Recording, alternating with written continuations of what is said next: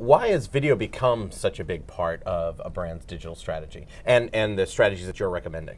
You know, video has become extremely important. I think it's growing every day. I think it's the key reason is that we're looking at just the consumer and how much video they're consuming now on the web.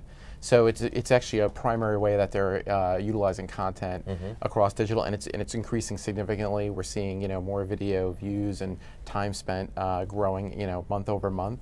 As well as while TV is remaining the same, I think they're primarily consuming more video on the web, and that's key for our clients. We want to make sure we're getting their brand message in front of them. Does that opportunity present itself as a complication for the brand, that consumers are viewing so much video online, or is it seen as a, wow, this is just open-ended space that we could go play in? Yeah, I think it's a huge opportunity, and that's the way a lot of clients look at it. I think there is some complications in there because it's not as simple as taking, hey, here's my 30-second spot, let's just put it everywhere on the web. We really got to understand and kind of go back to what that objective of that campaign is, and actually looking at based on the target audience and how they consume video on the web, and trying to make sure that we're not just jamming a 15-second spot wherever we can kind of shoehorn a video piece on any platform. It's actually looking at the different platforms that their target audience is using it and making sure that the video fits nicely into that and actually delivers on what we're trying to message we're trying to deliver. Who defines which platforms are influential for the brand to interject themselves in with content? I think the key thing is going back to kind of those objectives of the campaign and the target audience, and then looking at from that target audience, seeing where do they index well on what type of platform. So obviously, Vine might be good for certain audiences versus YouTube, or mommy blogs. So basically what you're saying is that the consumers are defining the platforms for the brands, not the brands defining the platforms for the consumers. Absolutely. I mean, the consumers are definitely in charge. We're not going to change behavior, but we really want to make sure that the message that we have in the video content we're delivering fits nicely into that. So take me down this road of fitting in nicely. What does that really mean? Well, looking across the web, there's different types of content that you can have. I mean, obviously, I've had clients say, "Oh, here's a 3-minute piece of video content. Try to place it everywhere." We're not going to place something like that in a pre-roll type of position on the web. There's various platforms for that. Same thing with if you're looking at Vine or other places where you can have 5-second clips of video. I think it's really understanding how the consumer is using that particular platform, how video is being consumed on that platform, and making sure that it fits in with that. As well as there's other things you can do as well. So depending on if it's a platform where the consumer might be trying to find more information about that particular brand, then it's potentially having a informational type of piece of video to fit in there. But if it's more of an awareness or entertainment type of play, then that's how the brand should approach that. When a brand creates an ad, and we'll call ad as being a subset of content, right? When a brand goes out there and they have their messaging in an ad, the consumer has certain expectations about that advertising. Every now and then they can be pleasantly surprised and it's amusing and they enjoy it and they pass it around. How are the expectations different around content? Is it easier to really disappoint people with content? Yeah, I think it is. I think what we're starting to see is obviously the consumer's kind of more in control of the experience that they want on the web. There's a bit of responsibility on the advertiser that piece of content, delivers some utility for them, and it may be entertainment if that's, if it's placed in those right areas, or it might be a how-to video on that particular brand, place it in those right environments as well. So I do believe that, obviously there's a lot of backlash too with social functionality into a lot of these video players, where if you are disappointing the consumer, you'll find out soon. But if you are providing value, then they'll share it with their friends. Right. Is it still true, I remember 15, 20 years ago, it was always said that people like to talk more negatively than positively. They would tell 10 of their friends something negative and tell 2 of their friends something positive about a brand. Does that still hold true with content? I think we are seeing that, and it really depends on the target audience. I think, Right. For example, as an example, I think, older men or millennials, tend to be a little bit more critical potentially on certain types of content. People have expectations, but I think also some people just aren't negative. There's certain groups there, like if it's, a group of moms, they want to be helpful and actually share content with other people. When you're looking at the content that you're creating, is there anything that you need to take into account on that development, and specifically the production of the content? Like, how is it different than other platforms, or like if you were creating content for TV? I think you want to have great quality content, you know, and I think a key thing is you know, is make sure that it's getting the message across and it's providing value to the consumer.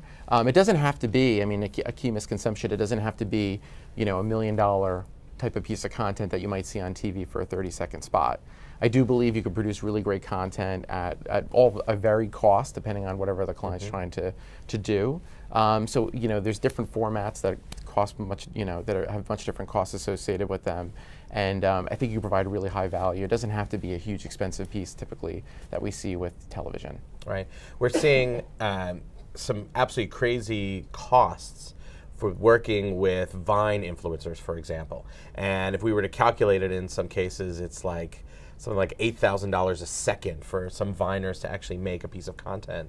What do you think is happening with Vine specifically as a platform for brands? Is there something special going on there, or is it just the new cool thing that's happening right now? I think it is a bit of the new cool thing that's happening right now, and obviously some of the things that I've seen on there, like the quality's great, and they're using, like, you know, little specific tricks in video.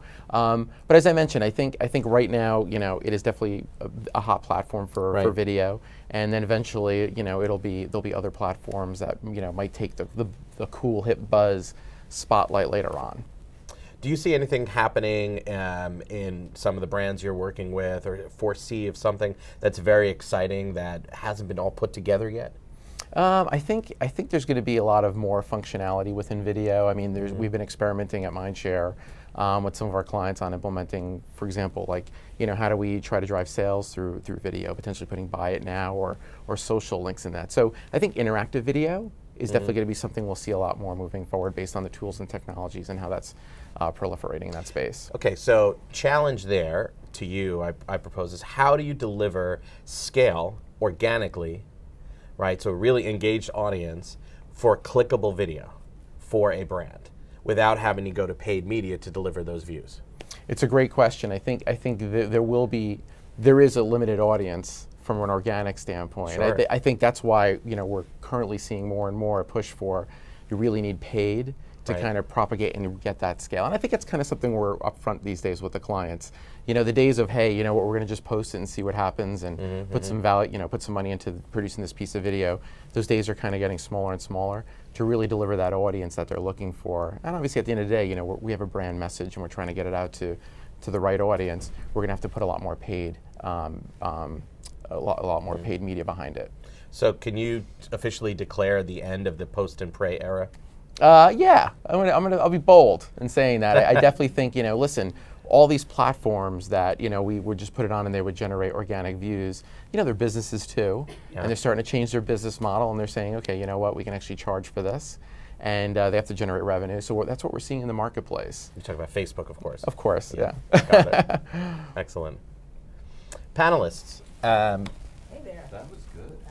That was. What do you think about Joe's boldness in saying post and pray is over? Are we gone? Are we past that? Well, I can take that. I think that we are. If you look at it, 93% of marketers are in content marketing now, and 78% think that content marketing is the future of advertising, and marketing. So if you're looking at numbers like that and proliferation like that, you have to pay money to get your message out there. There's just so much. The mass and the scale is humongous, and you really have to be specific and really go after as a specific target and the goal of your client, and the goal, what is your goal in creating the content, what's the target, and you're going to need some paid media to support that.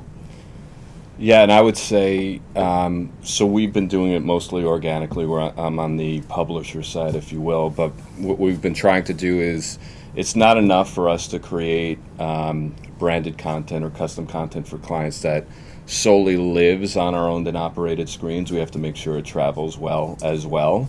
And so we've had last couple of years of learnings on how we're programming on our social media channels, and it could only go so far organically, is what we're finding. So we have to be a little more sort of proactive in allowing for a little more paid media to grease the skids.